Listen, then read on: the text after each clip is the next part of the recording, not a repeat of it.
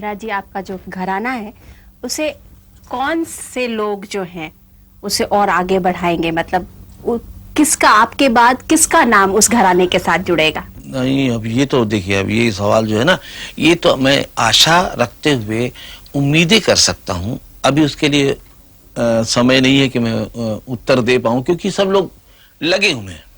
ऐसे तो कई नाम, बहुत ढेर सारे, पर 10-12 लोग हमने बनाए।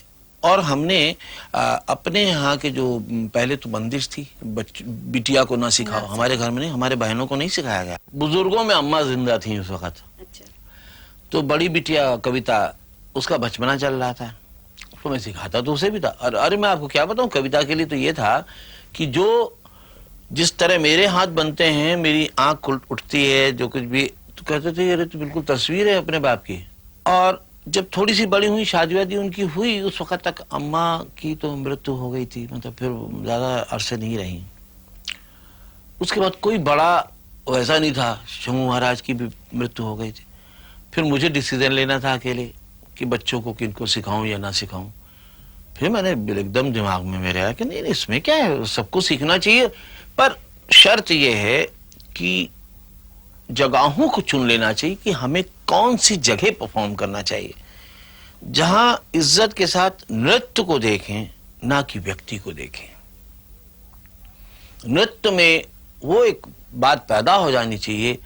अब ईश्वर की कृपा है, हमारे गुरुओं की, अछन महाराज की, चाचा जी की, कि मैं थोड़ी देर दिखाई पड़ता हूं, व्यक्ति थोड़ी देर दिखाई पड़ता है, लेकिन उसके बाद मैं नहीं दिखाई पड़ता हूं। मेरे छंद दिखाई पड़ते हैं, मेरे अभिनय दिखाई पड़ते हैं, मैं उसमें से हट जाता हूं। क्योंकि सिर्फ रनवे पे चाहिए हवाई जहाज को उड़ने के लिए, तो रनवे जो है वो मैं हूं, इसके थ्रू वो दौड़ता है, वो विद्या जो सामने दिखाई पड़ती है। और उसके बाद मैं भी देखता हूं उस महाराज को जो नृत्य करता हुआ दिखाई पड़ता है, जो अभिनय करता हुआ, और मैं भी विलीन हो जाते हैं। जी हाँ, और उतना ही मैं भी उतना ही ज्यादा आनंद लेता हूं उसको देखकर, सब ऑडियंस से ज्यादा। तो मैं अक्सर कहता हूं कि भाई स्टेज पर मैं खड़ा हूं, लेकिन मैं आप लोगों में से ही हूं, लेकिन जरा आगे खड़े होने का मुझे हक है। तो पहली सीट मेरी है, उसके बाद आप सब लोग हो।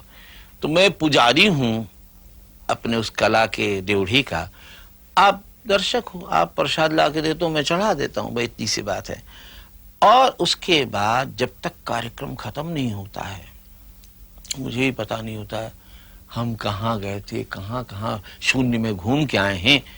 और फिर जब मेकअप मिटाता हूं, तब मैं कहता हूं अच्छा फिर मिलेंगे हम। तो वो एक कला और व्यक्ति दोनों बिल्कुल अलग से हो जाते हैं।